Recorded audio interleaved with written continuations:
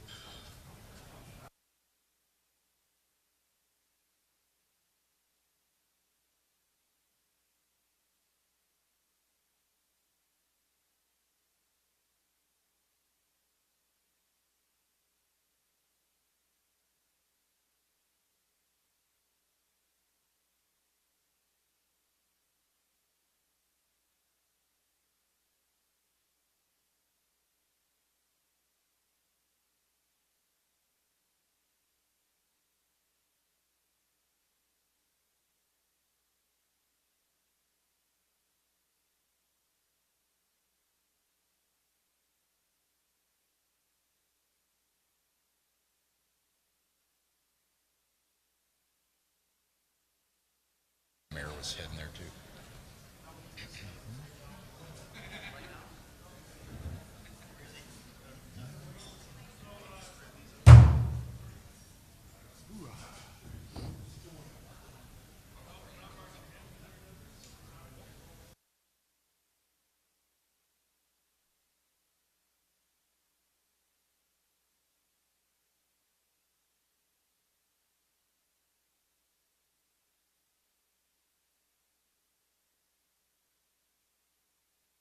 Warm up now? Yeah. Yeah, you're good. Yep.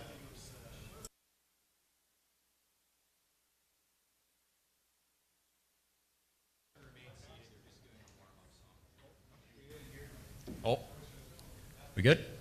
Hi, sorry everyone. They're going to be doing a warm-up song here, so you can all remain seated for that.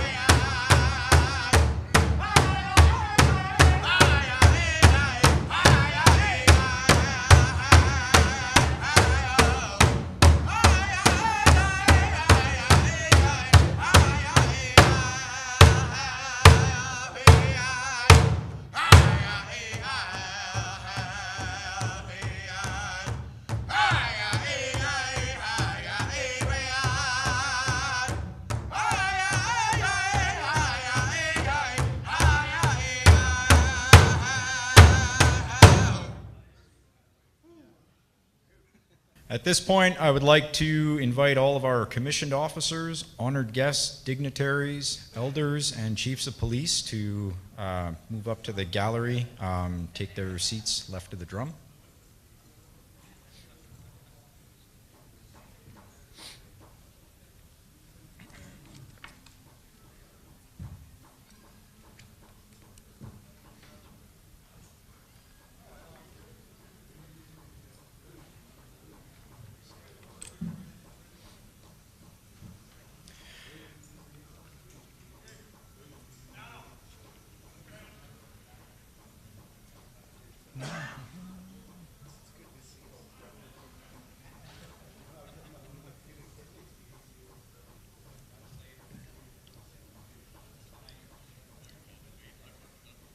Good afternoon, ladies and gentlemen.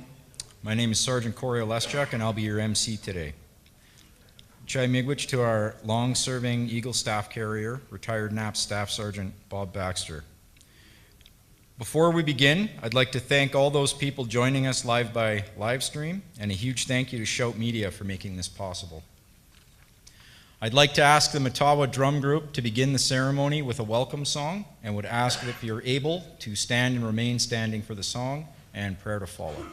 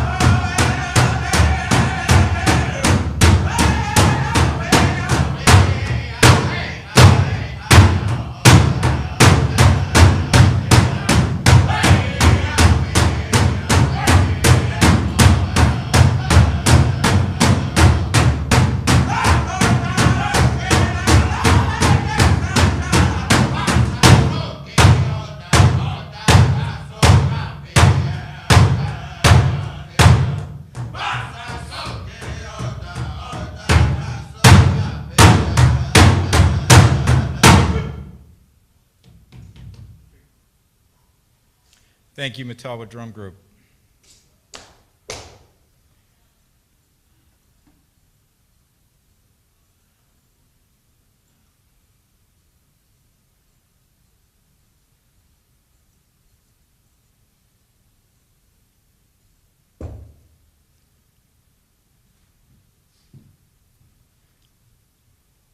Chief Morrison will now take the dais and receive Regimental Sergeant Major Alex Lewis, members of the Anishinaabe Police Service Chief Ceremonial Unit. Please stand if you are able while the Chief Ceremonial Unit marches on the flags of Canada and the Navajo Nation.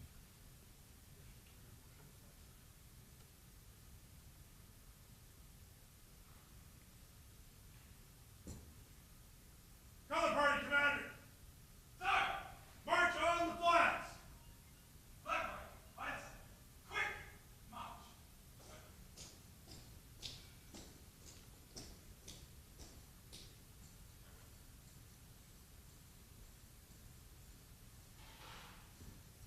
Flag party, ho!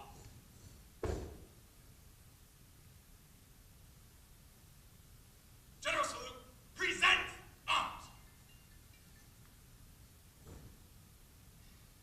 Flag party, show down arms! Please remain standing for the playing of the United States National Anthem being sung in Navajo and the Canadian National Anthem. Yachodan nolei Hayot kalbi eten Badawid nigo aten Danat a iego nehil nelini No dos do besont de sons Na ba yetaya Bit a winnie go day net in Ne hit in de tan de panelini Ahold a go benet ne da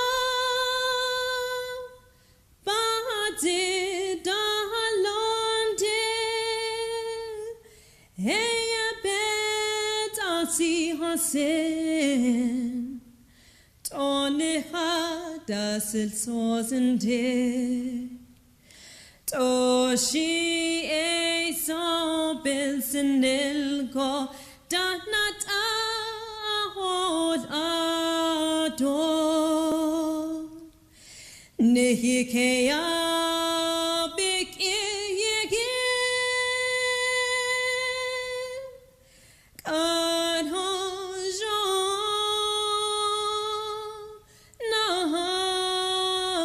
nazli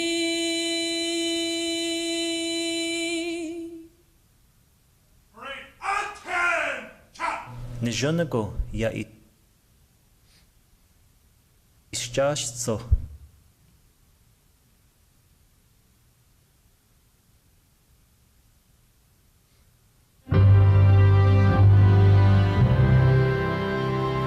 Oh Canada, our home and native land, true patriot love in all of us command. Car ton bras s'est porté l'épée, il s'est porté la croix. Ton histoire est une épopée des plus brillants exploits. God keep our land glorious and free. Oh Canada, we stand on guard for thee. Oh Canada, we stand on guard for thee. Parade, attention!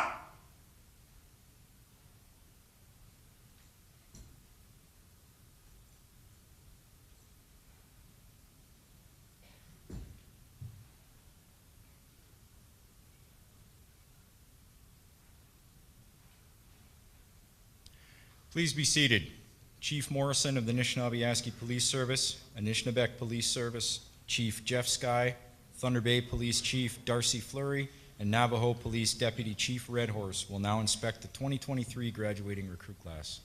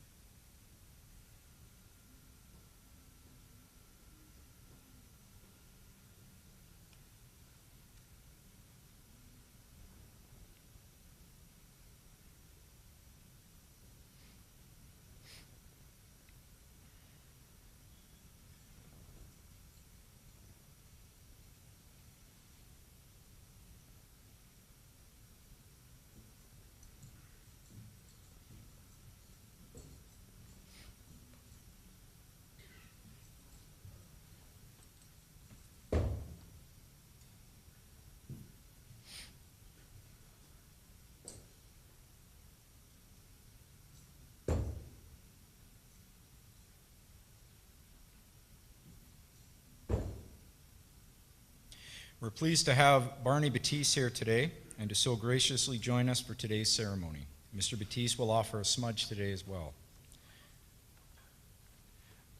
Anishinaabe Nation elder and former chief of Matachewan First Nation, Elder Batiste brings a vast amount of knowledge and wisdom to the council, as well as an eagerness to identify ways to make meaningful change to the justice system.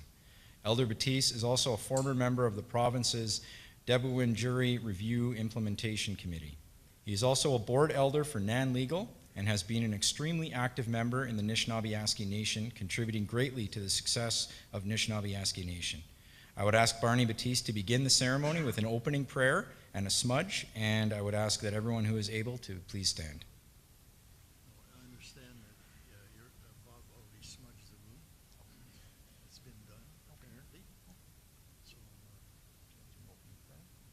opening prayer and a couple of words, eh? That's good. So the the previous elder had already smudged the room, so all of that is good, okay? And I'd just like to start out by telling you that I was one of the original signers of the Anishinaabe Police document, and that was in 93, 94. And I had no idea that it would grow to this. So it's amazing, it's good, it's successful. So that's really good. The other thing that's amazing about it is I was a director at the North Bay Friendship Center for a long while, and I met one of my former employees, Roger Daybush, here in the crowd. And his son is now joining the Anishinaabe Police Force. And that's pretty close. And then one of the students that we had going to school there at the time, Mike Matatawaban, is the chair of the NAPS board. So it's like family, it's close. So that's all so good, you know. It brings it back to a humbleness. By the way, I must admit that I enjoyed the ceremony that you folks have here, but I spent a short while in the armed forces, and it brought back memories of the RSM person that I worked with or under.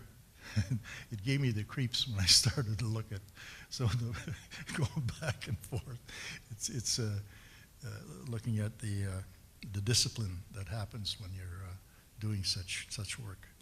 But nevertheless, what I would like to do for you is a welcoming. It's partly a prayer. It's called our original instruction. So each one of us, when we're born and we go through life, we do have original instructions. And so and this ceremony usually happens when people are in a big circle. And so you'll have to kind of imagine yourself being in a very large circle. And so having said that, then, here are the original instructions. And so in this circle, when we look to our left and to our right, we see friends and smiling faces. And so we give greetings and we give thanks to one another. And then when we look into the day sky, here we see our brother the sun, marking our days and bringing us warmth. And so to our brother the sun, we give greetings and we give thanks. And then when we look into the night sky, here we see our sister the moon, marking time for the women folk that walk upon earth and earth herself by the tides that we see. So to our sister the moon then, we give greetings and we give thanks. And then around the moon we see the star creatures. And we call them star creatures because we believe that all things are living. And so to the star creatures then, we give greetings and we give thanks. And then when we look into the woods, we see the four-legged creatures.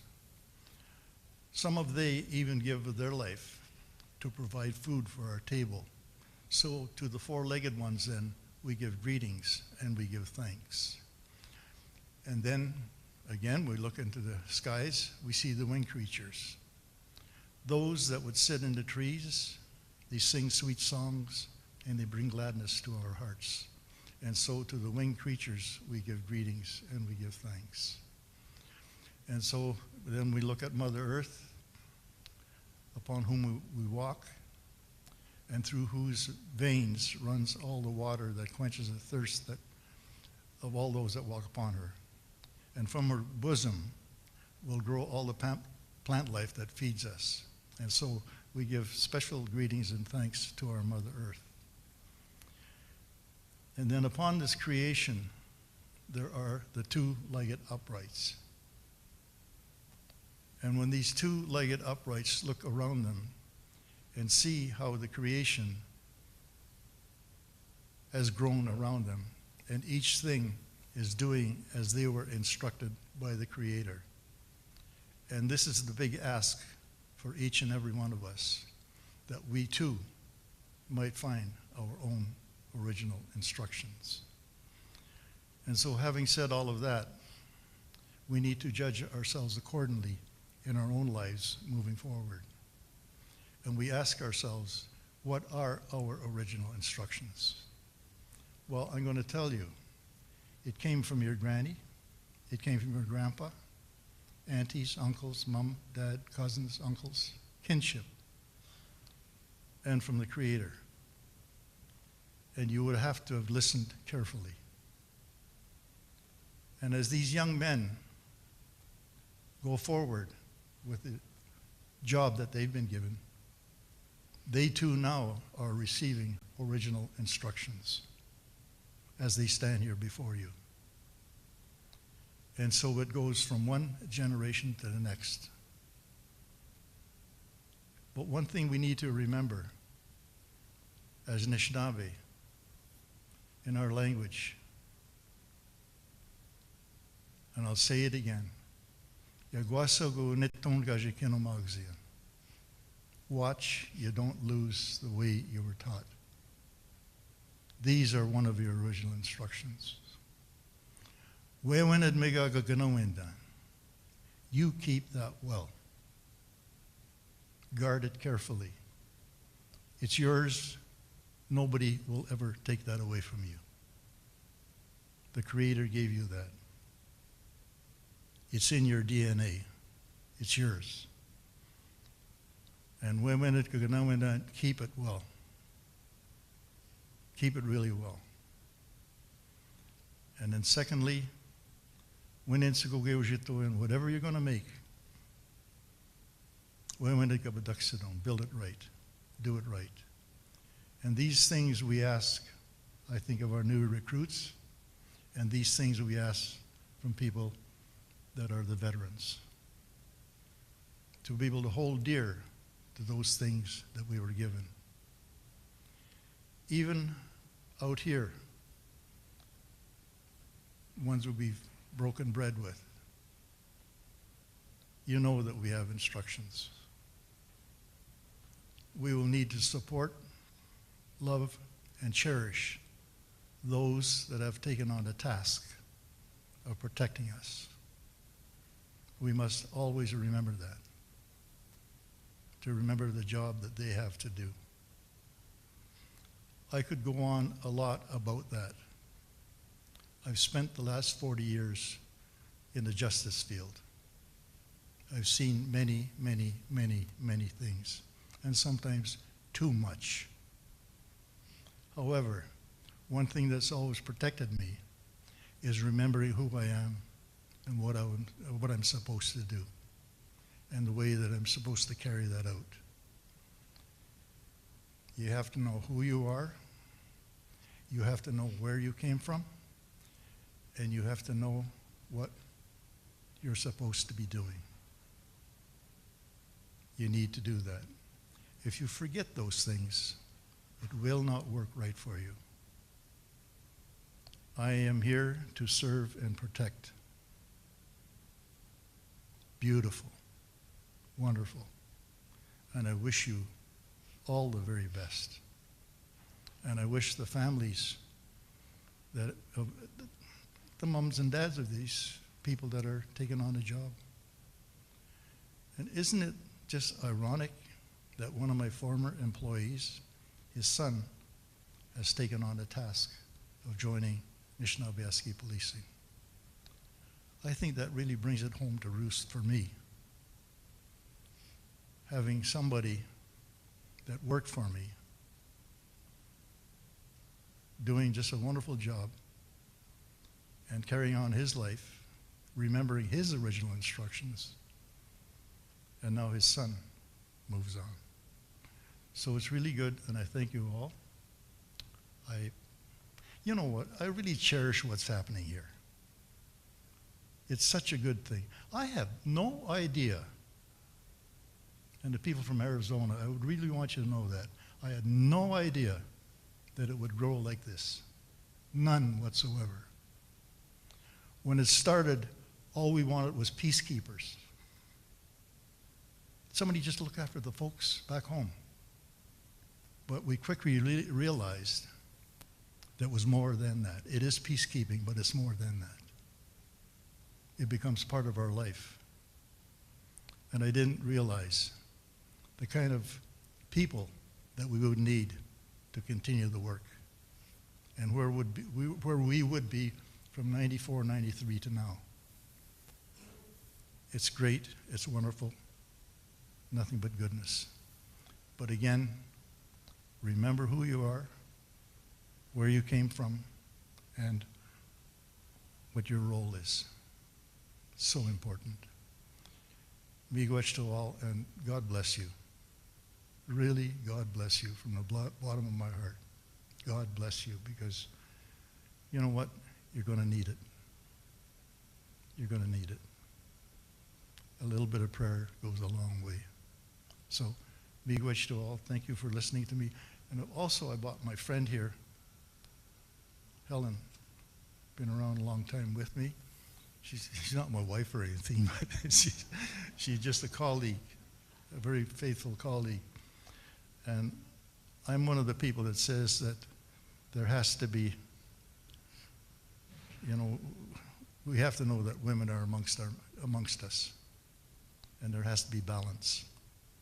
And so I brought Helen here so that there is balance.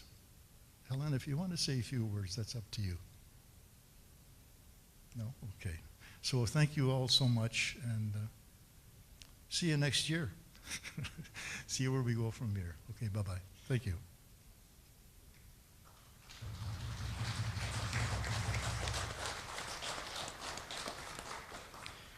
Thank you, Mr. Batiste. Please be seated. Welcome to the NAPS badge and warrant card ceremony to witness our newest members receiving their badge and warrant cards. Hello to all joining us today by live stream. Firstly, I'd like to acknowledge our special guests all the way from Navajo Nation. Deputy Leonard Redhorse, Police Commanders Emmett Yazi, Adrian Joe, Police Executive, and Sergeant Dwayne Hogue. Also Elders Barney Batiste, Helen Cromarty, Mayor Ken Boschkoff, Deputy Grand Chief Linklater, Chief of Police Roland Morrison, Deputy Chief Darrell Snyder, Chief Jeff Skye, Chief of Police Darcy Fleury, NAPS Command Staff, Superintendent Brad Deuce, Inspector Ross, Inspector Cece, Sergeant Major Spence, and of course, our long-serving Board Chair, Mike Menawabin. Chief of Police, please approach the podium to introduce our guests from Navajo Police Department.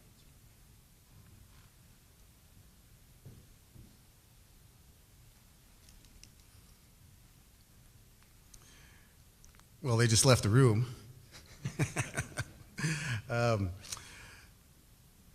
So the Navajo are here as a result of, in 2018, we were contacted by the Navajo Police, and at the time, Deputy Redhorse was a commander. And he informed me after we were speaking that he was tasked with finding a similar sized police service. And lo and behold, he found Anishinaabe Police. So since 2018, we've been in communication. COVID hit, and we kind of had to deal with what COVID was bringing us. And we maintained contact through COVID. It's far and few between, but it was still contact. And in the fall of last year, we were invited to go to Navajo by Chief Darrell Noon, which we graciously accepted. In April of this year, we made a journey down to the Navajo territory.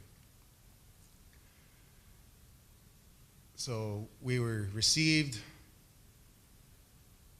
so well, with such respect and honor by the Navajo people, that we wanted to reciprocate that to them. So that is why we invited them up here for this trip.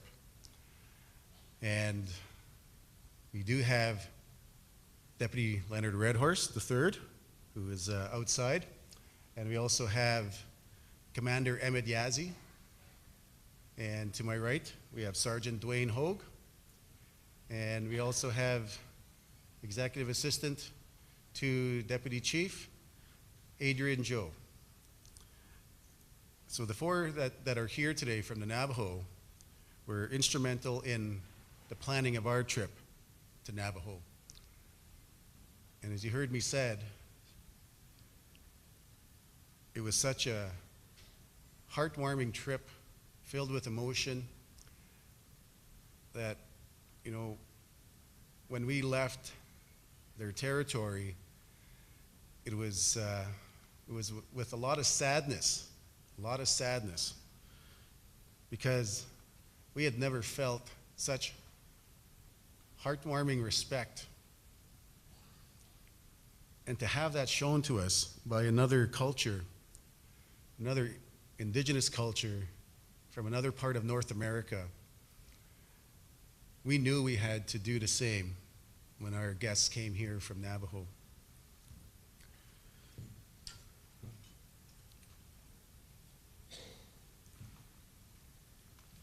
So again, we have with us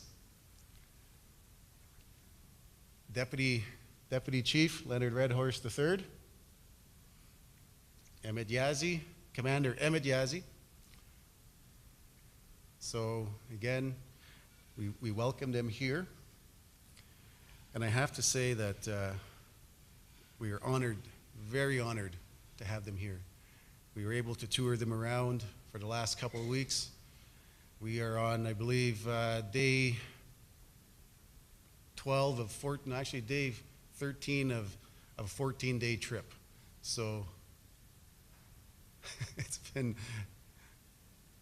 a pretty long trip, eh, Dwayne? It's been tiring, but really want you to know that it has been absolutely astonishing to have them here, for them to see the Nan territory, and we're just completely honored to have them here. So.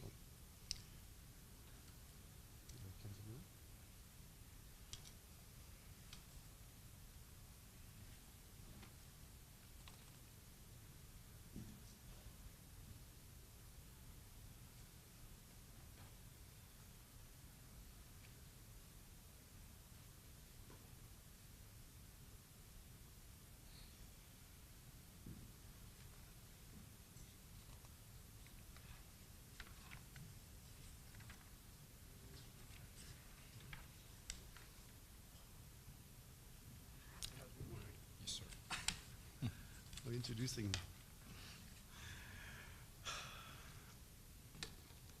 I'm just getting, just been reflecting on a lot of the emotion that's, but, you know, I'm going to introduce an individual here.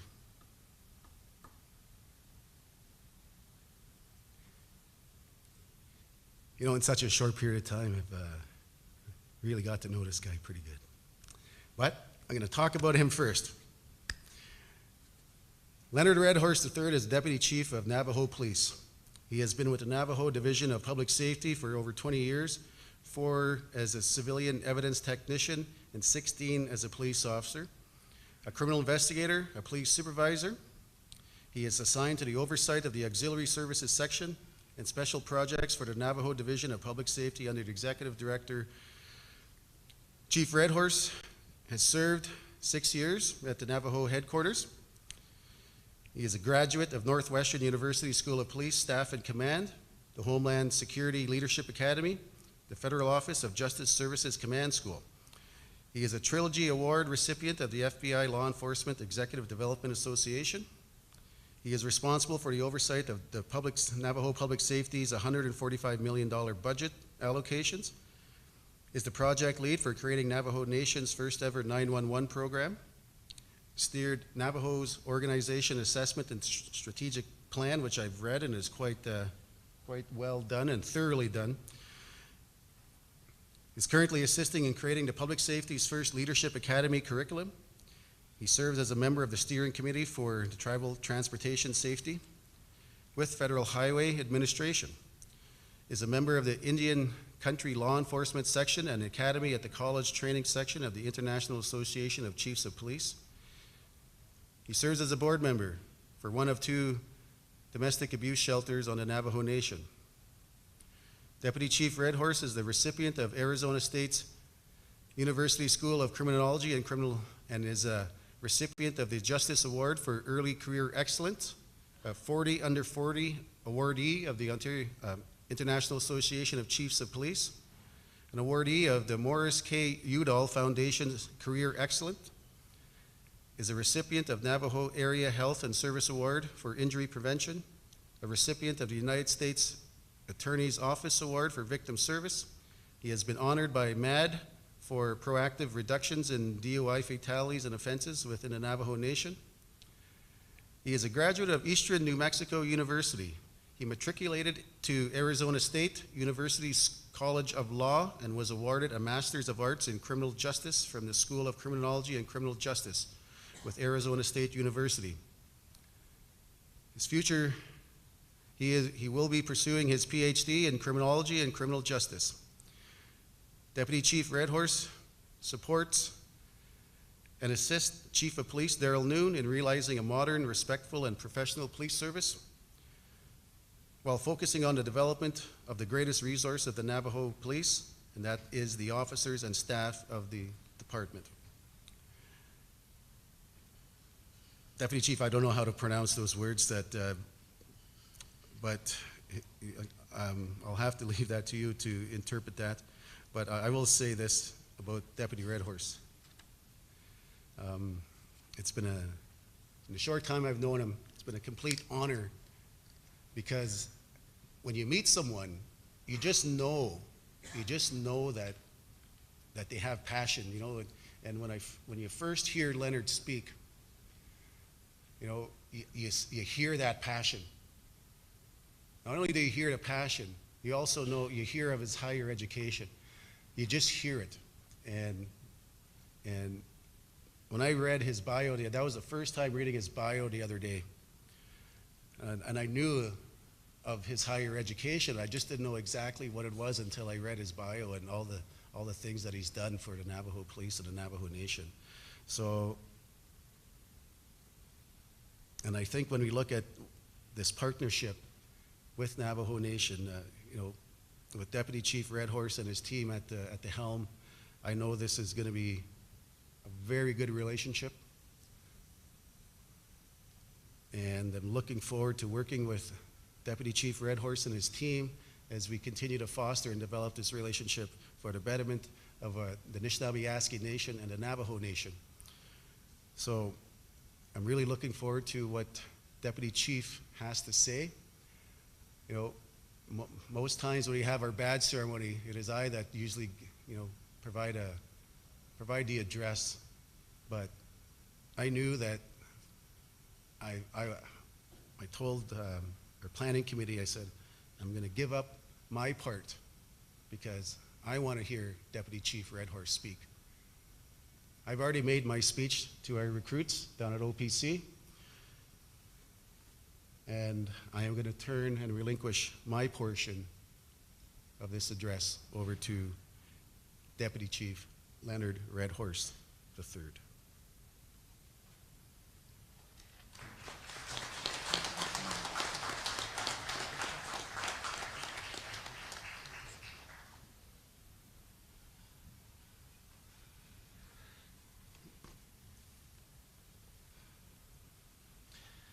My apologies for our staff. We are literally in the middle of budget season on Navajo. So we are getting all the chimes, all the text messages, all the calls, because we are currently in legislative oversight right now.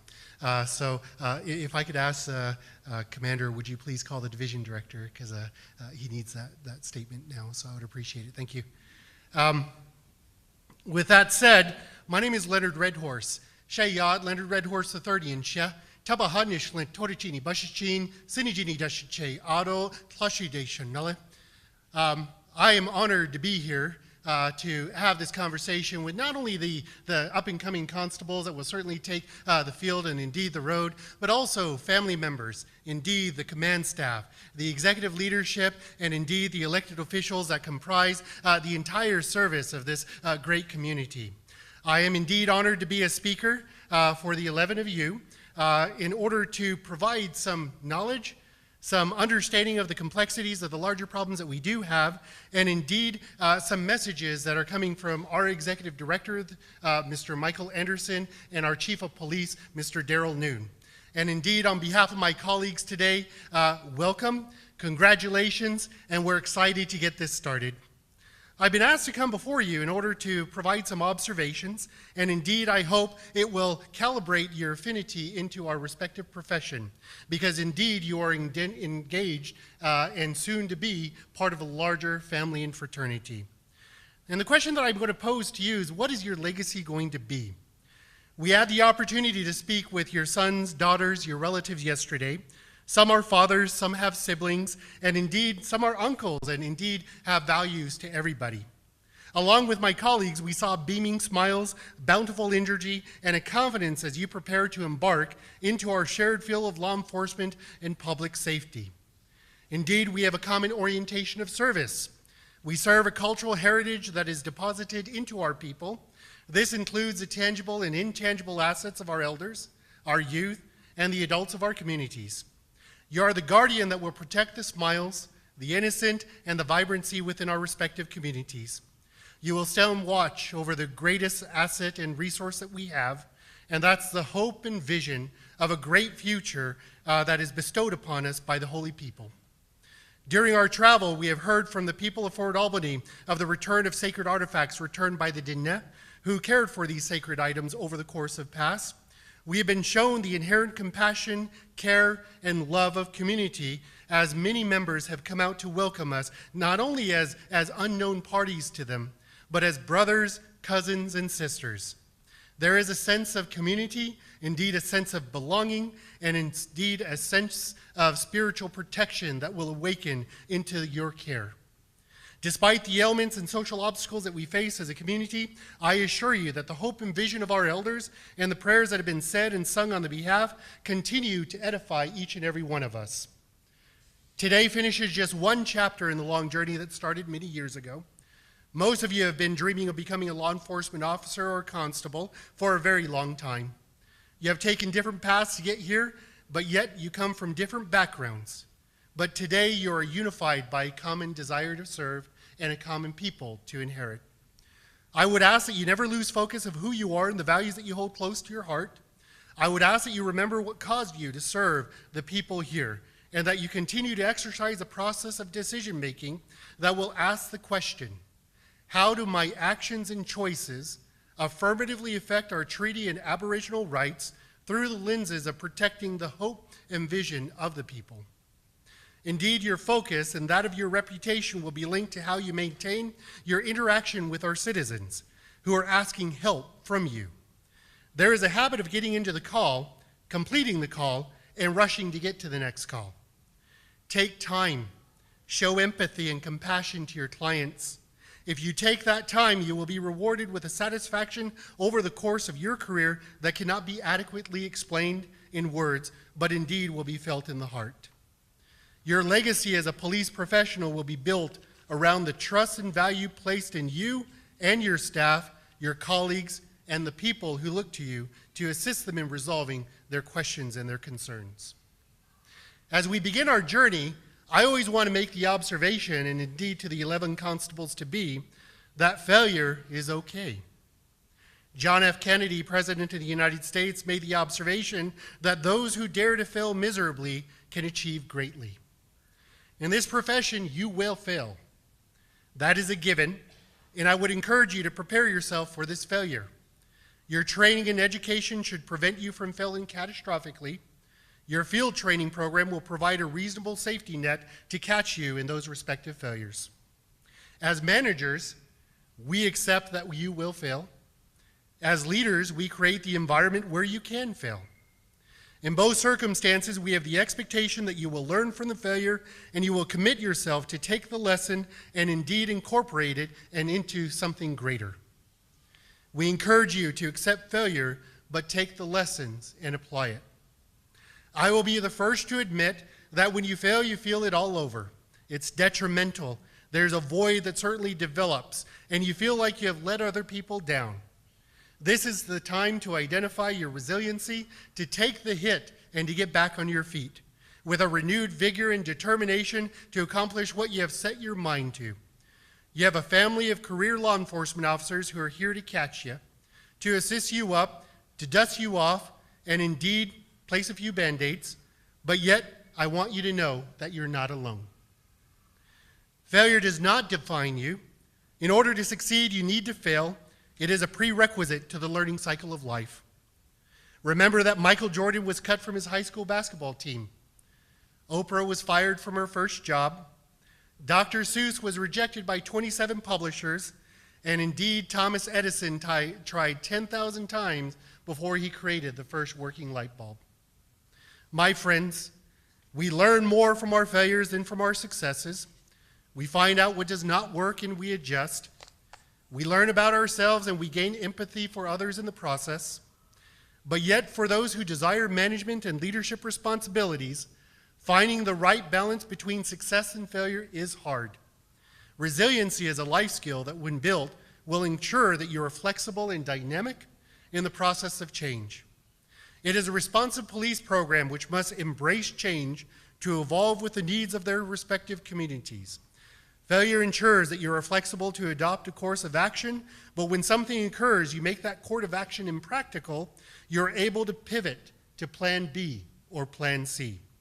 You'll prove that you are not tied to one dogma of policing practice, but are open and receptive to the many different police practices that exist. And indeed, as being part of the Indigenous Police Program of North America, we have a common bond that transcends traditional Eurocentric policing practices. Our goal is to restore harmony. Our goal is to restore balance in the home. Our goal is not to lock up and throw away the key. And that is that primary challenge of resiliency. Failure indeed teaches humility. We're all aware that as we are more successful, our egos grow, but they become monsters that have to be placed in check. Do not hesitate to ask for help. You cannot accomplish modern policing with just your skill and your time alone.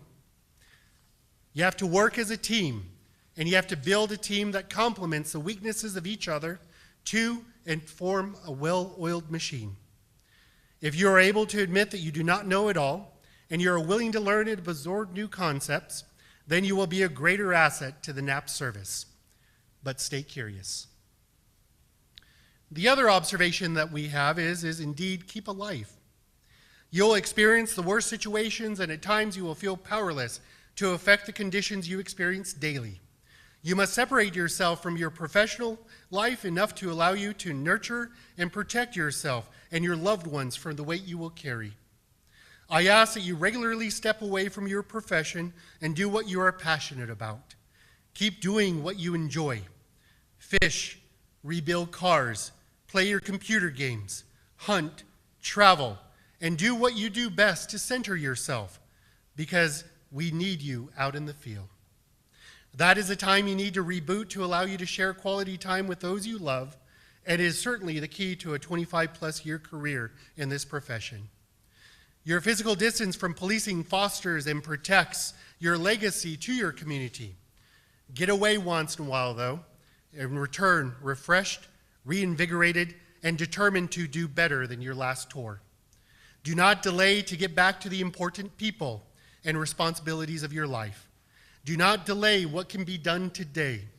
The challenge that we face is postponing and not getting back to the important people. Life moves on, people change, but if you make time and you get away to the important experience of life, you will grow and evolve with those respective changes. You are the only one who can advocate to get away and to not be overwhelmed by the professional responsibilities that you're about to endure.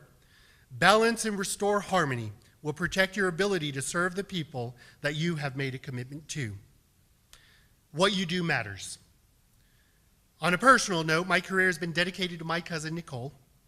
As I was graduating the Naval Police Training Academy, I learned that she had passed. She was a victim of sexual assault and homicide. And in our family, she excelled in academics and sports. She was the first in our family to graduate from an Ivy League institution. Her choice was Dartmouth. For our younger cousin, she was the person to emulate and often spoke to us about the importance of setting goals and pursuing them. Ultimately, though, she began associating with the wrong group, and her vision of excelling in life fell into tragedy that we often see here in Indian country. My aunt and uncle were definitely affected. Their interaction with our profession was not necessarily the best. They had to endure 2 homicide trials. The original one, where a guilty verdict was secured, this was overturned, and the second trial occurred to remedy the shortcomings in the original. I saw them having to sit through the details of their daughter's last night, twice. The vibrancy which they had previously had is now gone. You, however, have been educated, you've been trained, and you are now free to practice what you have been taught in our law enforcement profession. I ask that you pay attention to the details in interviewing and crime scene processing. Ensure that you can faithfully follow the procedures of a criminal case investigation so there's no ambiguity in the quality of your investigative efforts.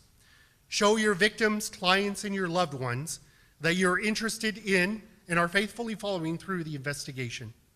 Whether it is shoplifting, a battery, a civil event, take the time to give feedback and take the time to listen and hear what is being said. We call the process procedural justice. It speaks to the idea of fair processes and how people's perception of fairness is strongly impacted by the quality of their experience, and not only the end result of those experiences. In all likelihood, you will be the beginning and the end of what your client experiences. I encourage you, I implore you, show empathy, explain the processes to them, show them that they have dignity, that you are elevating their respective voice because they do not have an advocate to do so, that you are trustworthy and neutral in that respective process. The legitimacy of our profession literally falls into your hands. It is not in the hands of the executive management team. You are the ones in the field addressing the needs and concerns of our citizens. Your actions build the foundation of trust in our community to secure added cooperation and compliance to uniquely impact the public safety concerns of all around us. Then the question begets, who leads? Our partnership began where MPD reached out to NAPS. It was actually Kelly who responded in our first series of emails, and we set up some video conferences with Chief. COVID hit and our efforts were postponed by 3 years. We hosted NAPS and their respective oversight groups at home. I can say without equivocation that your leadership embodied by the Chief should be emulated. In our organization, we desire to ensure we are finding the right permutation, the right linkages between our cultural teachings and that of our police mission. We desire to be of the communities that we interact with, and we desire to have a common standard in our service response. If you review your mission statement, that's exactly what it is. Your chief shows these fundamental precepts as being important to him. He is sustained by the likes of Deputy Snyder, the respective inspectors, including Inspector Ross, and a host of NCOs and support staff, because they believe in the vision of your chief. I've seen the compassion of their desire in creating an environment that you can grow, flourish, and eventually lead. At every detachment and at every community meeting that I've been at, I've not seen or heard anything that would shake my perception that what your chief of NAPS is advocating for is not aligning with the values and concerns of the community. The opposite is true. Y'all are embracing it. Each of you has made a wise choice in coming to this police service, this family that has made an investment in you because they saw the value of who you are and they see the potential of what you can offer in assisting the service in achieving the desired goals and outcomes. From your beaming faces, I can see there is an alignment in your desires and the goals of NAPS. I would ask that you evolve, continue to sustain the leadership who provide the best that can be provided, and who work their best to ensure that you're taken care of for the purposes of your spiritual, mental, physical, and emotional well-being. When the time comes for you to lead, be the leader that you always wanted to have. Remember your reputation, live life, fail and learn, sustain your leadership and program, and always know that what you do matters. On behalf of the Navajo Police Organization, we offer you, the graduating constables-to-be, our fondest and most distinct prayers. I want you and your families to know that we have your back, that you have brothers and sisters south of the border that will come here to assist whenever you need us, that we will share the inherent responsibility that exists, that is Indigenous policing, and we desire that you stay safe. And congratulations in your most recent accomplishment. Thank you.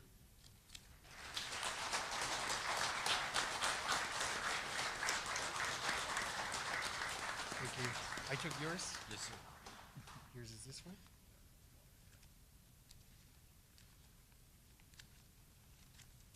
Got it? Thank you, sir.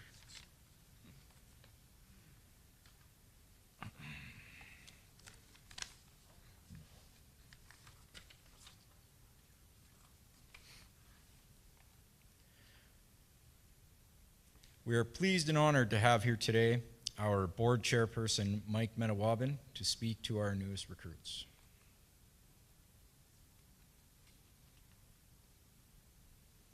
Mike Menawabin was born and raised in the First Nation community of Fort Albany, located along the shores of western James Bay.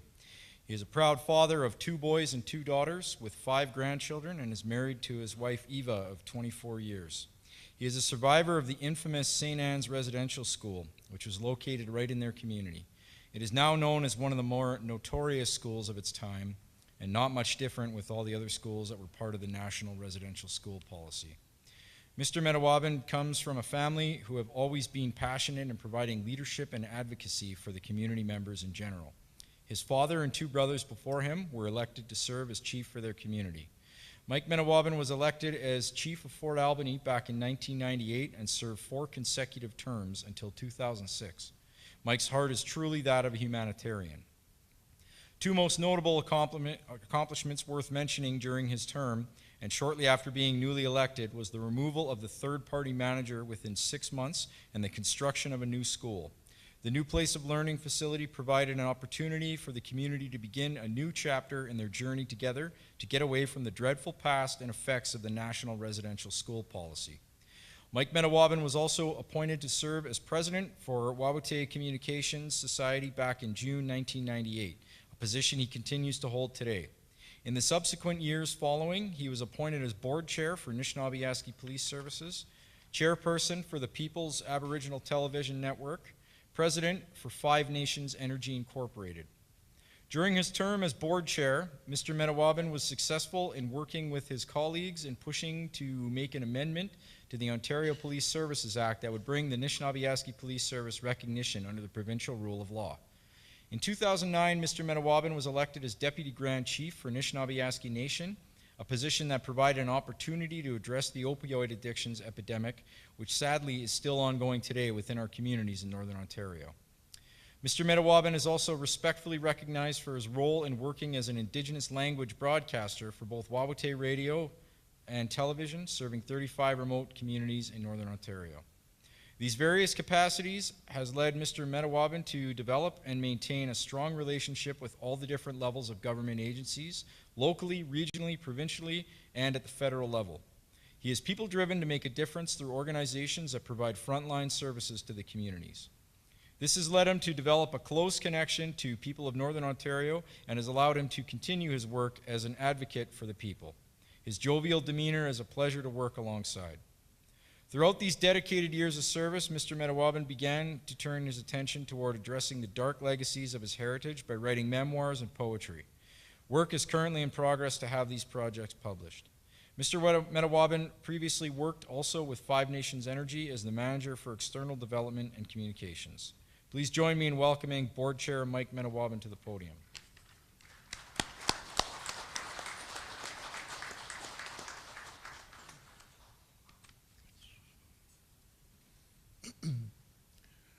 Watje. Migost, watje ik say. Misweel tagaytaik, nista misweel ginogi wakaitaik. Utagabeche kanoba miak, kabeche kanoba mego koko, anus kete abate sistema gwe. Goma anus kadu tsatik, koko kabeche kisnotsa, kabeche kisnotsa getsik. Asai nesto ino jette itoteche kitestauna, beche abate sistema gwe.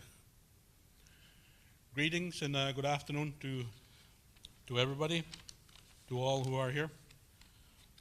I want to make some acknowledgements as well. I took the time to make note of who's here. Usually I try to rush through this, or I get all nervous, whatnot. And our new recruits, I don't want them to remember me as the one who spoke the longest and to make them stand there all listening. I want to acknowledge the Fort William First Nation for allowing us to hold our event here. Our elders, Barney Batiste and Helen Cromarty. I want to acknowledge all your parents, all the parents, friends, relatives. I want to acknowledge my wife and my family who are at home. Our grandchildren, they're very near and dear to us. We've been their caregivers, and we are proud to do so as family. We want to continue to honor and protect our family. To the new graduates, I took the time to welcome them individually.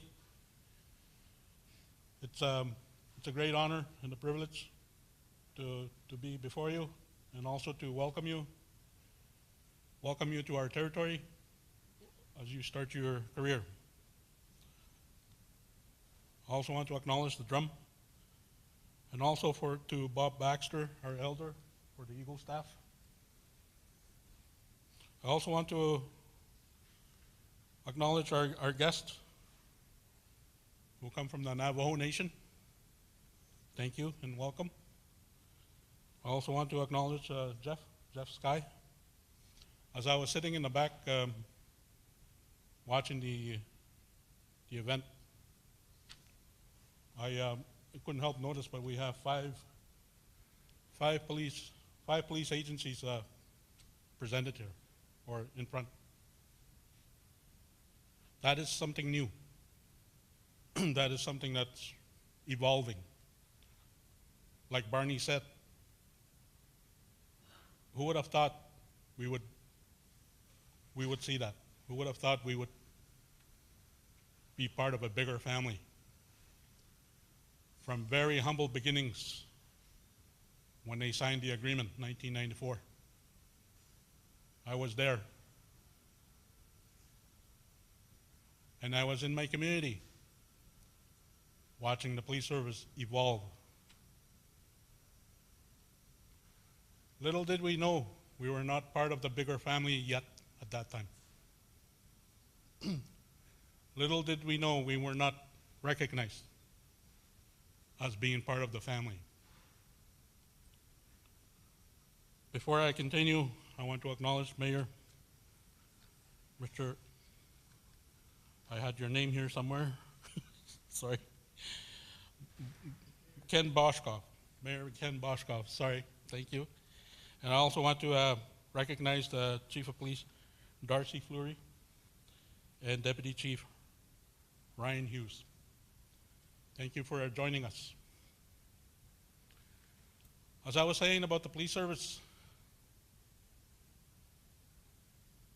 we had to ask the question, are we not people of this province? Are we not recognized as being part of this province? That's when we were doing the work. And then it was recognized that we needed to make amendments. We needed to make change to the Police Services Act. We've started that process. Changes, they were accepted. The province continued to accept the changes that were implemented. Work is underway to fulfill what we need to do as a police service to make sure we fulfill our obligations and the commitments that are bestowed upon the legislated police service. 2023. I just want to make note of the year. We are almost there. With your support, with your blessing, partners, friends, we ask that you provide that support so that our constables, our police services will have the same equality you all benefit, that you all receive from the government. Like I said, that work has started. It's progressing very well. And we appreciate that. We acknowledge that. We acknowledge the ongoing support that we are getting. And for that, we are very grateful. We appreciate being recognized and accepted as equal within the province of Ontario.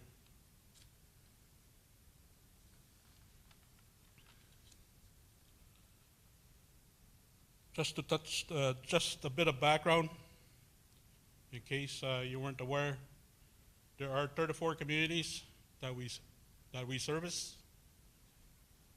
The majority are fly-in communities, remote locations. There's no road access. So I point that out because a lot of times it comes as a shock. You don't really realize until you get there. You don't really realize what that entails once you fly into a community. But I just want to reassure you, our schedule now reflects that reality, which it accommodates that reality. 2 weeks in, 2 weeks out. It's the best we can do to accommodate, recognizing that you have family. You have family out here, and that we don't want to keep you from your family. But we also value and appreciate your service, the service you provide to our communities. I just want to mention a little bit about our history. It's been a long road. It's been a long journey. I have mentioned the amendments that have been made to the Police Services Act. I don't know if that has been done yet with the other departments. But for policing, we've arrived at that point where we have equal footing with the province. And that's what I'm talking about as part of our history. It's been a long road, and we still have a long ways to go in terms of bridging the relationship, fixing the relationship, nurturing the relationship. For myself, in the communities that I represent, our community members, not only did we survive, but as my brother pointed out, we are witnesses, living witnesses to those policies that have affected us, that have traumatized us. And those are the things that you will be dealing with, the trauma the ongoing trauma.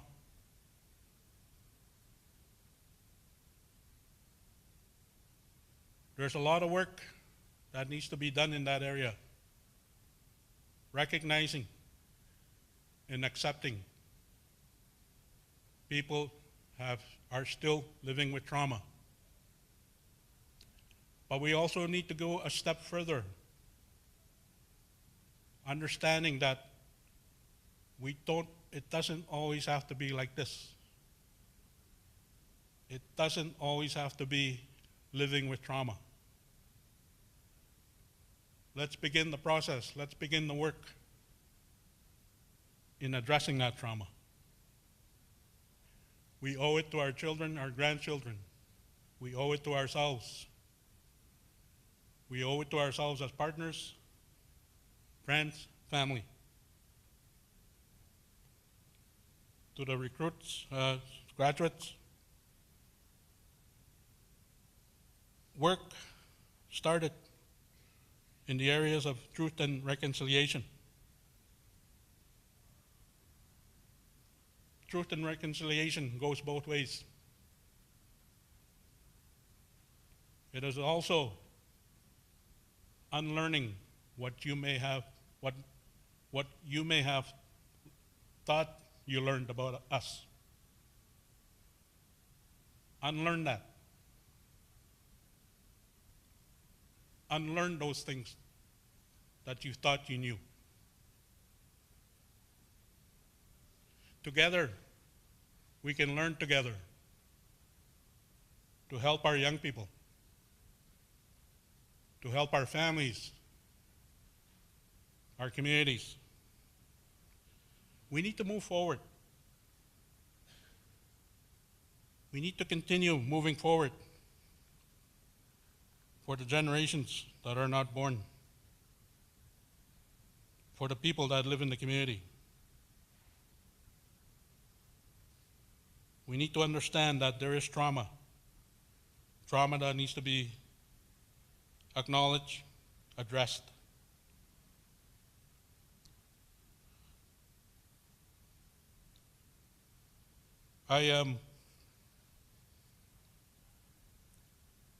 That's the area that you will be dealing with. You will see and learn. You may ask yourself, what is wrong here? What is wrong with this picture? You may ask yourself, or you may come to realize certain privileges you enjoy and certain privileges that are denied to our First Nation communities. That is the main message I wish to impart. Learn. Get to understand the communities, understand the people, understand the old policies and how they affected people and how it affected society and the impressions that were taken from that. That's where we need to focus on. That is where we need to focus our energy, our work. With that, I want to welcome you, thank you. I want to acknowledge the parents, the families. Thank you. In my previous speeches, I used to use the analogy of the French Foreign Legion as my way of trying to give you the reality of what's happening here. Our new recruits trained, but they will now go to far away because of the remoteness. They will be distant. They will not be as easily accessible. I used to use that analogy, and I was watching that movie not too long ago again. Yes, I watch old movies. I still do. But anyway, It doesn't, I thought I better stop using that. I was thinking that, but then the Navajo Nation came along, and that soon may become an eventual reality. Well, where we will send you off to distant places where it is hot and humid. So I look forward to that partnership. I look forward to that working relationship. And I just want to totally embrace it. It will give hope to our young people. It will bring hope because a lot of times we view policing the wrong way, the opposite way. I now want to invite our young people to see it in a different way, to see it as a career with plenty of opportunity, miles of road ahead. Keste mingas, wache, kinanas komitano.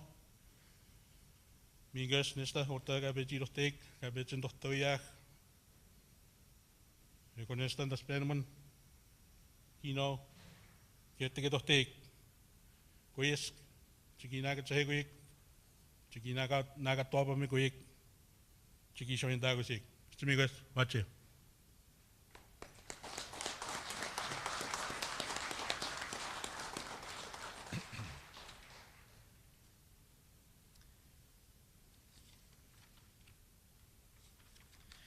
Our ceremony continues with each recruit coming to the front of the podium where they will be presented with a badge, a symbol of their authority to act as a police officer in the province of Ontario. As the new member comes forward, their name and posting will be announced and their badge will be presented by the Chief of Police. At this time, I'd like to call upon Chief of Police Roland Morrison for presentation of the badges, assisted by Board Chair Mike Metawabin and Constable Carly Drews of our ceremonial unit. The initial postings are for training, where the officers will spend 4 months being partnered up with a knowledgeable coach officer. Please step forward and salute the Chief of Police when your name is called. Constable Alan Albanese, badge 1704, posting Cat Lake. Constable Albanese was born in Newport Richey, Florida, and calls Cornwall home. His parents are Brandon and Lise. His loving partner, Sarah, is also here. She joins him here today to witness this special moment. He has 2 daughters, Lily, 7, and Ella, 3. Constable Albanese believes and has learned in life that the starting is the only way to make progress. He strives to always live in the present moment. Constable Albanese obtained his high school diploma at CCVS in Cornwall and holds a diploma in practical nursing at St. Lawrence College. His first job was at a Walmart warehouse at 17 years of age. His favorite job was working in the ER and addictions as a nurse at the Cornwall Community Hospital.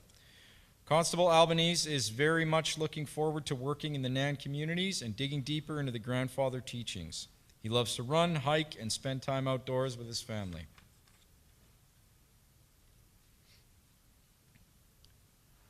Constable Kyle Almgren, 1701, posting Mishkegogumang First Nation. Constable Almgren is from Thunder Bay and more than anything wishes to make a positive impact in the northern communities. His family is Greg and Shirley Almgren, sister Charisse, and his wife Stephanie. He has many friends who are officers. Constable Almgren is driven by the fact that perhaps you cannot go back and change the beginning, but you can start and change the ending. A very powerful message. He enjoys archery, hunting, fishing, and traveling with his beautiful wife.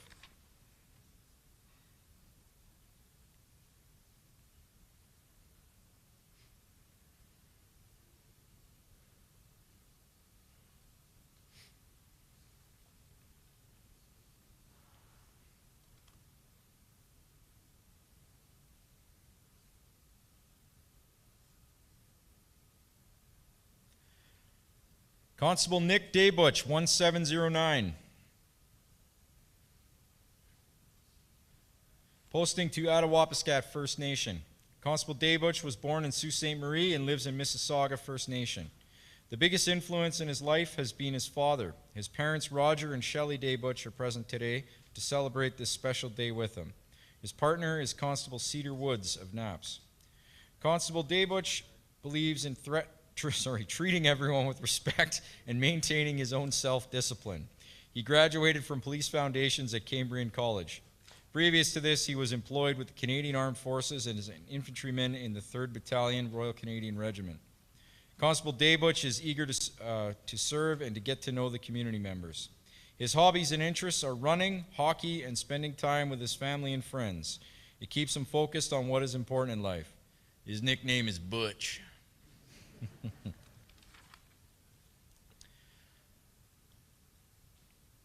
I'd now like to invite Diane Genier up to the podium to present the badge to Constable Caitlin Genier, 1703. She'll be posting to Sandy Lake First Nation. Constable Genier was born in Cochrane and resides in Thunder Bay. Her mother is Diane Genier of NAPS, and her brother is Ryan. She graduated from Lakehead University with a degree in political science pre-law, and her favorite subject is criminal law. Constable Genier is excited to serve the community of Sandy Lake, and she is centered around lifelong learning. Her hobbies are going to the gym, biking, and hiking. She believes it is important to get regular physical exercise.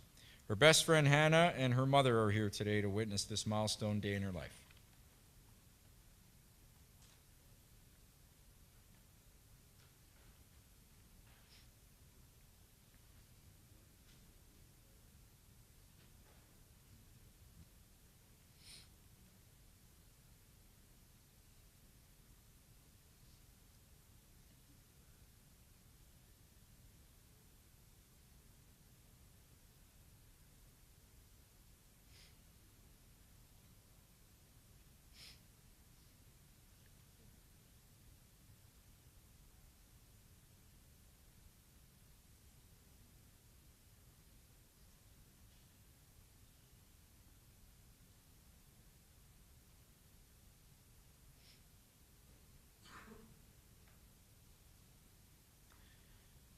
Constable Matt Kalish, 1711, posted to Fort Hope First Nation. Constable Kalish calls Oshawa home. Son of Eva and Edward Kalish, his loving partner is Anna Maria Mihai. Constable Kalish believes in the importance of perseverance through obstacles. He is driven and committed to be of aid to the residents of Nan and committed to teamwork with all members of NAPS. His first job was at Riley's Pub, and his best job thus far has been with the Canadian Armed Forces. The strongest influence in his life was his Muay Thai coach, Rob Reed. Constable Kalish enjoys reading and hiking. Constable Ryan Kimber, number 1708, posting to Nabinimik First Nation. Constable Kimber is from Burlington, Ontario. He is family-oriented. His parents are Marshall and Colleen Kimber. His father, Marshall, joins us today, and we are honored.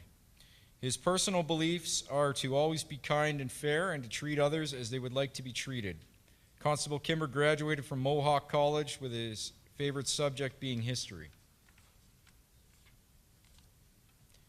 His previous job was a mechanic and was also in construction and was in the Armed Forces, 31st Service Battalion. Constable Kimber enjoys working with old cars and trucks.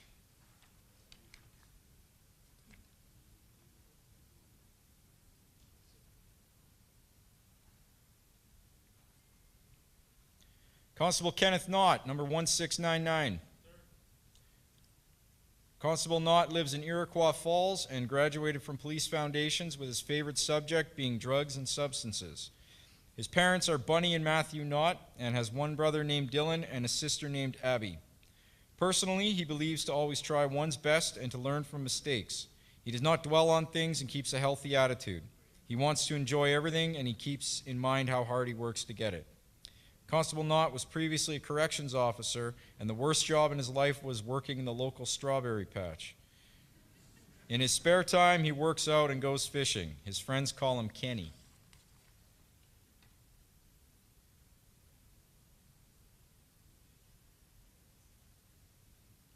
Constable Rowan O'Toole, number 1710. posting to Mishkegogumang First Nation.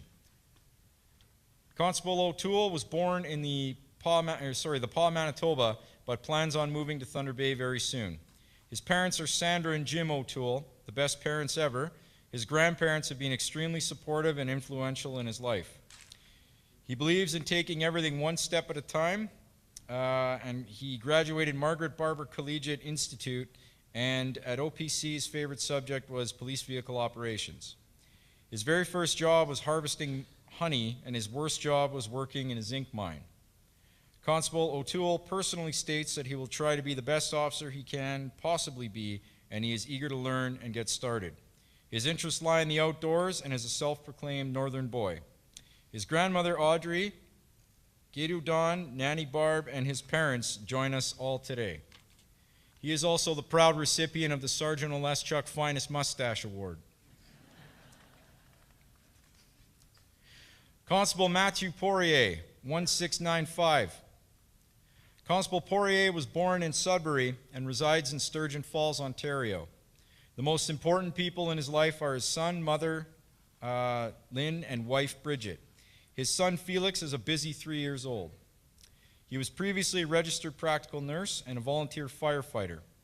Constable Poirier is passionate about music and is an outdoorsman who hunts and fishes for the tranquility of it. He would like to thank his whole family and his friends who have supported him through this incredible journey, and is very happy with his NAPS family is with him here today.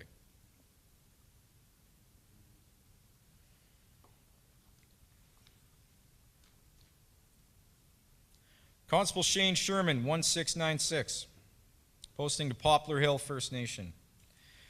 Constable Sherman is from Chapleau, Ontario. We're thrilled to have his parents Lisa and Mike Sherman with us all today. His guiding principle is with a healthy mindset and a lot of hard work, anything is achievable. He graduated from College Boreal in Fishing and Wildlife and Sioux College Environmental Law. His first job was a laborer with Chapleau Cree First Nation and spent 78 years with the Ministry of Natural Resources and just over a year as a conductor with the Canadian Pacific Railway before starting a career with NAPS. Hunting, fishing, trapping, and snowmobiling and sports are how he spends his free time in his community.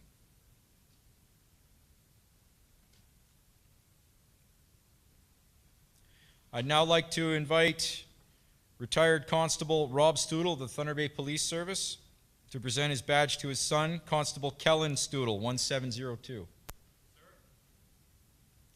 Constable Stoodle was born and raised in Thunder Bay, Ontario. Simply put, the most important people in his life are his family, and we are so glad they were all able to join us today for this occasion. His family are his parents, Karen and Rob, retired Thunder Bay police officer. His siblings, Tanner, Brooklyn, and Benton, grandparents and great-aunt and uncle, joined by his partner, Lydia. Constable Stoodle strives to try something new every day.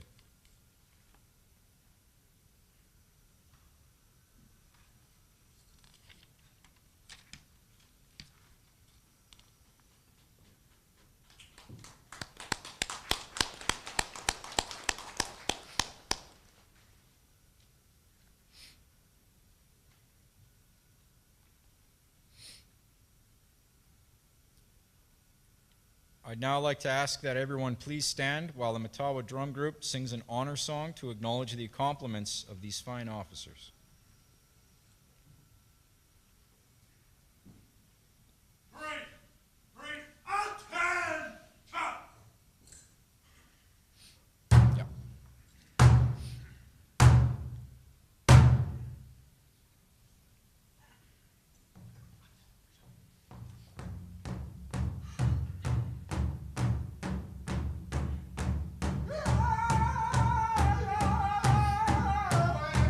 Yeah!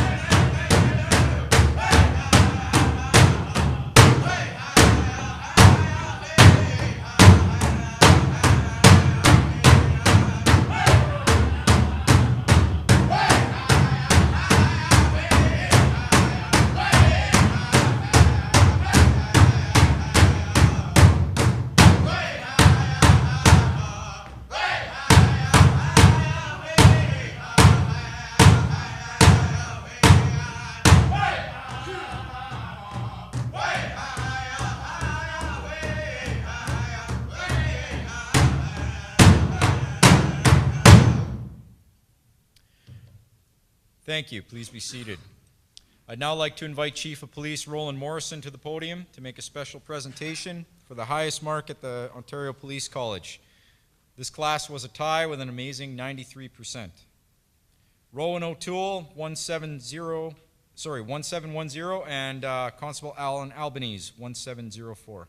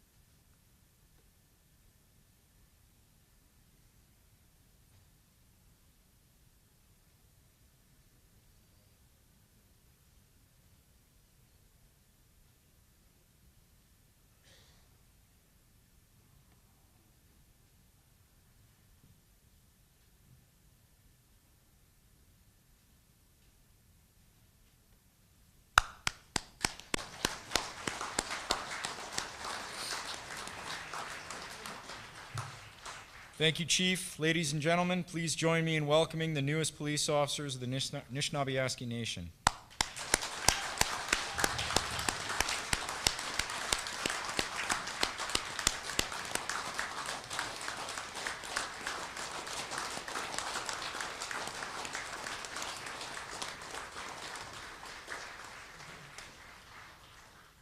The badge presentation you have witnessed is in some ways symbolic, but the badge is proof positive to each member that they are embarking on a new and exciting career. We honor exceptional performance and those employees who go above and beyond the call of duty. Getting to this point has involved more than just 4 months of training for the recruits, and certainly for the long-serving members here today.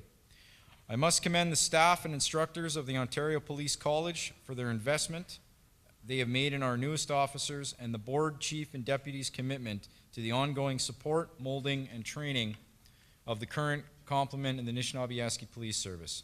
Members are doing incredible work in the field every day, every shift. I'd like to acknowledge the members of the Anishinaabe Police Service for their continuous contributions to our new uniformed staff and existing members.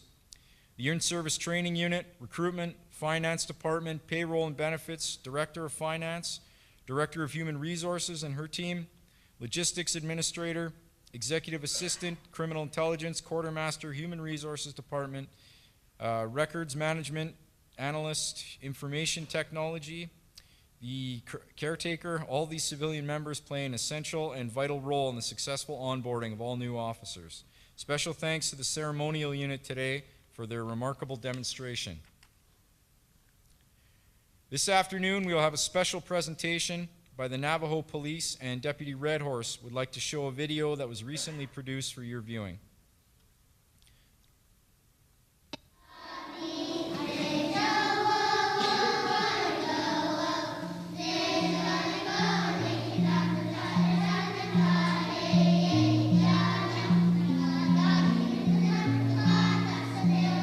My name is Darrell Lear. I'm the Chief of Police for the Navajo Police Department. It's an honor for me to welcome you all to our home. This collaboration has been just a whirlwind of just amazing conversations, discoveries, and just through those conversations, realizing that although we're roughly 2,000 miles apart in two different countries, that we are similar in so many ways. Struggles that we face are the same struggles that the Anishinaabe police face as well. Our policing in Indian country is very similar wherever you go. So when you look at the map that we had in comparison to the Navajo Nation, we are very similar in size and geography. The Anishinaabe area is a little bit larger. However, the challenges that you have in terms of getting to locations, we have the same challenges, but we just have to fly. So again, establishing partnerships is always important, because we know in Canada more communities want to have their own service because the cultural piece, understanding of the culture. They want their own people policing their own people. To have nearly 100% of Navajo members police Navajo, that is something that we're all striving towards. So you're doing a great job at what you're doing already. It's been an honor, a privilege to be here, coming to the Navajo Nation, getting to know the chiefs of your police service. I'm very impressed with their leadership, the things I've learned from them, and what I saw was just something so fascinating. And the teachings and the sacred areas that we visited and some of the history that comes with it was just absolutely astounding. You're protecting your communities. So again, thank you very much, everybody, for having me in the past.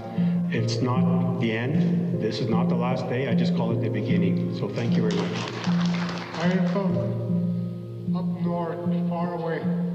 When we look around today, there are many challenges. The solutions to the future are within us.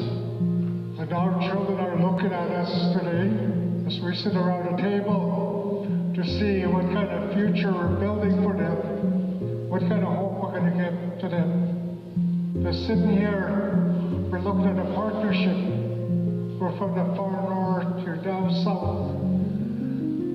Item we're looking at is safety and protection for our people. And I think it's a strong message that if we can continue to look at inward, our cultures, our values, principles, we have all the solutions we need to build a good future for all of us.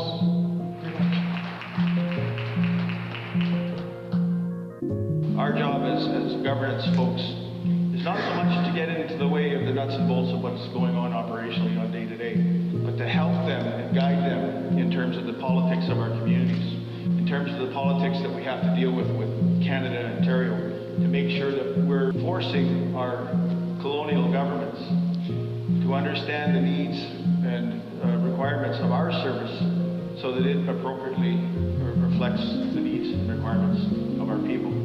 And I'm very honored and very blessed to be here to welcome you all. And I am blessed and happy so that I am able to share with you what we do with the judicial branch. So the NA Action Plan is dealing with what we call the monsters that we have in our society. We have missing relatives. We know that we live in a society right now that has a lot of challenges. We have a lot of negative challenges here. However, we can balance that out with a lot of the positive that we do have. It is this lifetime that has been given to us as a gift, as a way to show that we can live here in harmony, that we can live here in regards to the tests that we would be given to see how we are treating one another. I would like to thank at this time the Navajo Nation police officers, all of you that work for the public safety of our Navajo Nation and outside our Navajo Nation. So, thank you very much.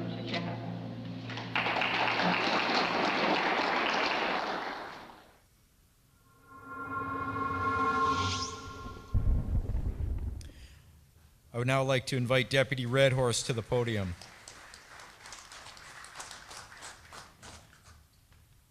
Thank you.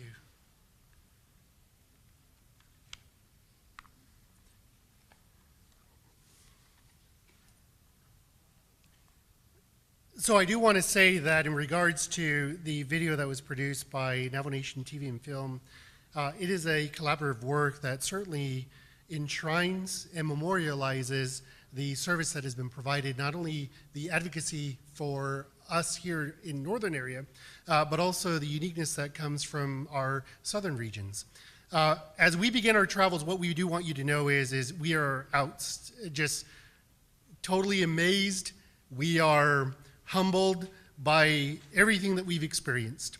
And if you ever come out to our territory, our uniforms are reflective of our land.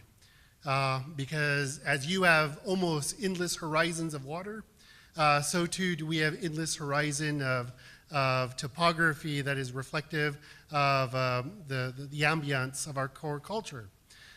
So our ability to sit and be honored by the water that was here was a great opportunity. But I also want you to know that it also memorializes the collective effort of Indigenous and non-Indigenous policing services. We have to be there for each other. We have to establish those cultural dialogues. We have to establish that diversity in order to assure that what we value for purposes of our restoration of harmony is certainly extended to our non-Native American, non-Indigenous policing partners, so they begin the process of internally assessing what they can do for our relatives that they encounter. And ultimately, at the end of the day, if we don't advocate for ourselves, then how will we ever bring about the fortuitous nature of our elders and how they in turn beget the teaching process for those who succeed them in the context of a progenitor relationship. And I also want to know, you all to know, that Commander Yazzie was instrumental in securing that respective film because he has a good working relationship with all the Navajo TV film because of all the production that's occurring. So that is our gift to you. The production that came with it. We also have the raw if you guys desire it because we want you all over the course of the next 10 to 15 years to meet our successors in order to maintain the advocacy that goes. When we say that we're here from you, what we mean for that is the Navajo Nation, we're advocating for international recognition. We're advocating that the Indigenous concerns are outlined for all of us. So as soon as we collectivize, as soon as we begin acting in one voice, whether it's in policing, whether it's in water rights, whether it's in land rights, we become that much more powerful and become the engine of change that indeed our elders have always prayed for. So the video is yours. Thank you.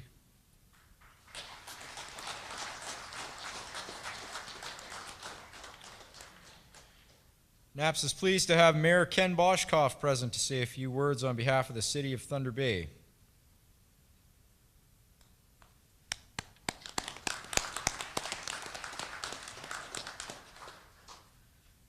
Salut, bonjour, welcome, howdy. Just speaking American, know a few words, so I just want to say that yesterday's ceremony and today's final graduation have been very inspiring for us in the community, and for myself as mayor and representing the council and the people of your neighboring city, I could only say how very impressive the training has produced such a fine group of cadets who are now officers and who have demonstrated such a keen willingness to serve. And to me, I find that very inspiring. That they've done it. They've done all the work, the training, the hard work, push-ups, and the proving to themselves and to others that they have the mettle to be officers and someone that will serve their communities proud. And it's got to be great to see the families, friends, neighbors, relatives, and those people who were mentors and inspiring to you. When you hear those stories, I can't help but feel really proud to be from my community and to be proud to be neighbors with Fort William First Nation. Congratulations on your success today. Congratulations to all those who believed in these young people, and you're only going to make the world a better place. Thank you so much.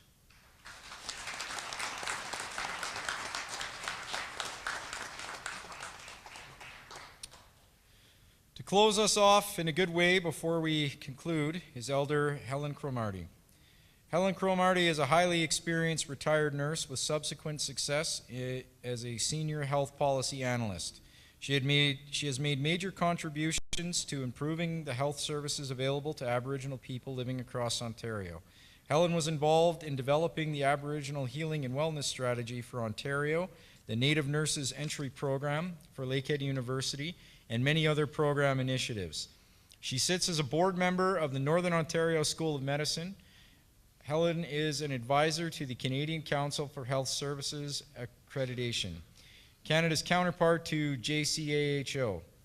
As a member of the senior administrative team at Sioux Lookout Minnow-Yawin Health Center, Helen worked with 28 First Nations communities scattered over 385,000 square kilometers. She is working to shift mainstream medicine by helping with the establishment of Ontario's designated Center of Excellence for First Nations Health. Helen is from Satchko Lake First Nation, an isolated Ojibwe-speaking community of 475 people located 90 minutes by air from the nearest road-accessible community. Elder Cromarty, please approach the podium.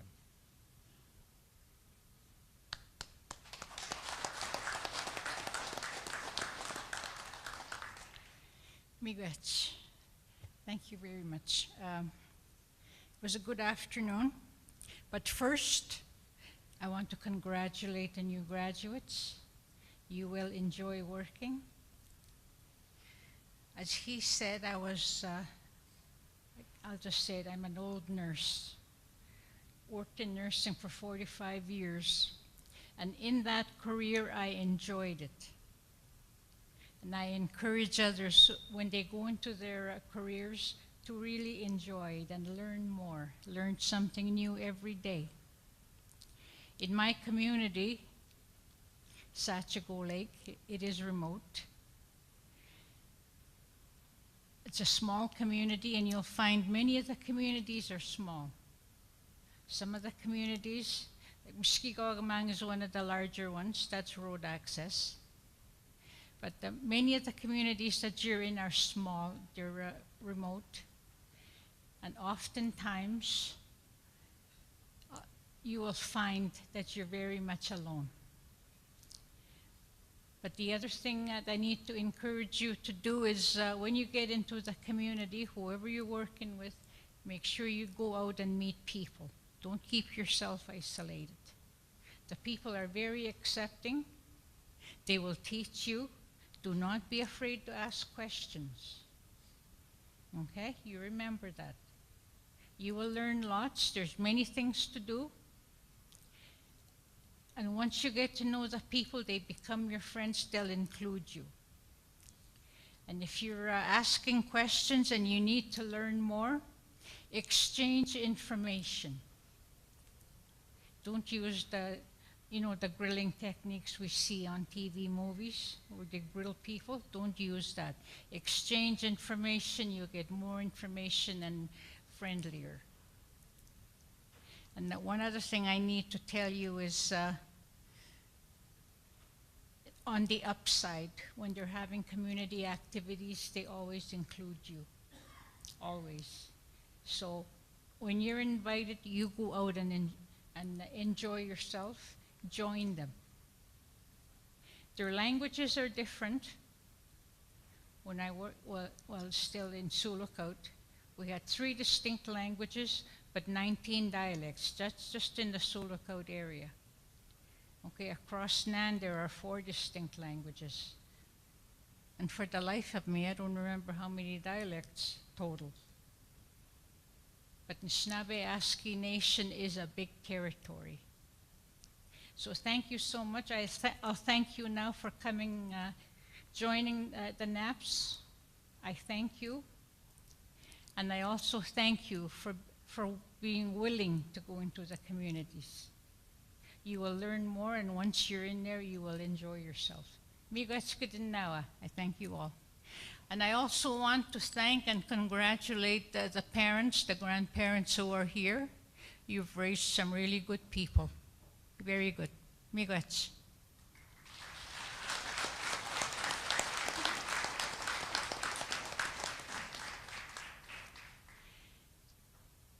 And before I close, I would like to thank, I'll just say this, all the police forces that are here and our new friends. And I got a new pin. I'm proud of it, my new pin. So thank you very much. I've learned lots. I've learned how the system works in another community of our indigenous people in North America. We are all indigenous here, and we are accepting of each other.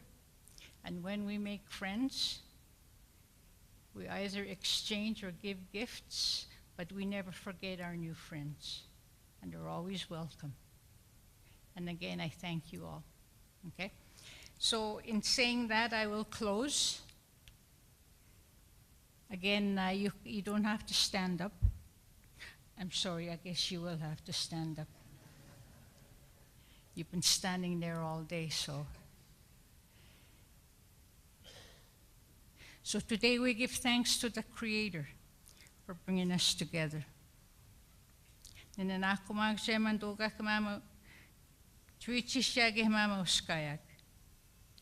Getting to know each other, to always be respectful and to work in kindness with each other. But also to be helpful to one another. That we must remember that there are the lessons that we have, the lessons that Barney mentioned, but also the grandfather teachings that we have. That we must remember that as we go into our communities, there are children and youth who need help. There are elders and community members who need help. That we are working in caring professions, caring and protecting and sharing. Be willing to teach. And I always ask the Creator for direction, for strength, and for guidance as we go forward. And as we come together, we bring our thoughts and minds together always. That we come to meet an outcome that will be beneficial for all of us.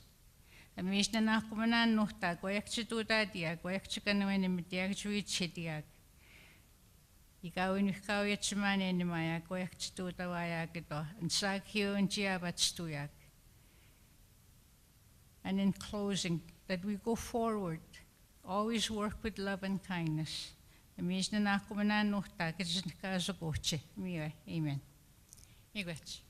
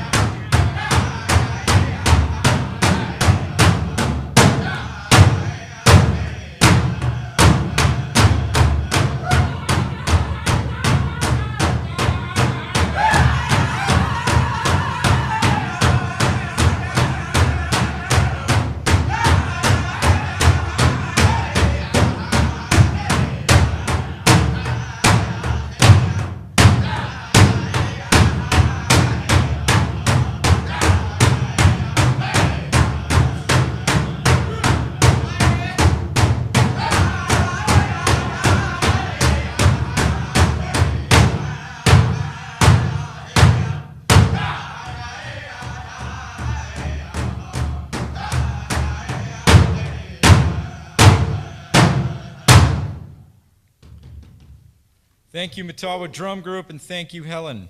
I would like to invite Chief Morrison to take the dais for special recognition from the Anishinaabe Police Service Chief Ceremonial Unit.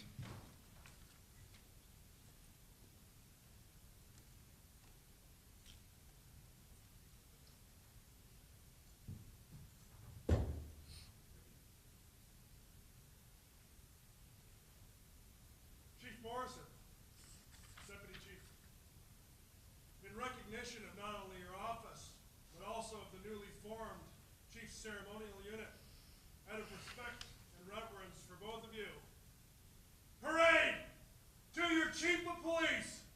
Present arms!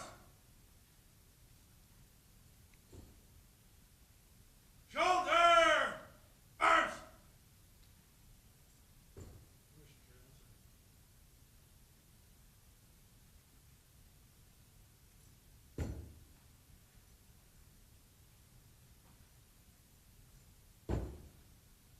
Flag commander!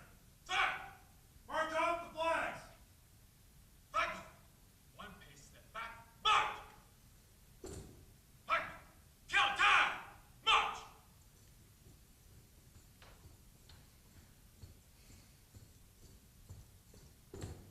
Flag! Eyes! Clear! March!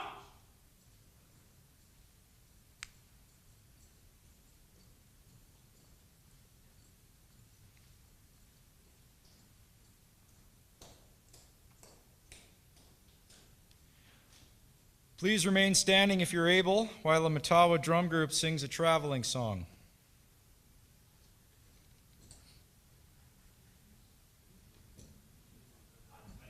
Yeah.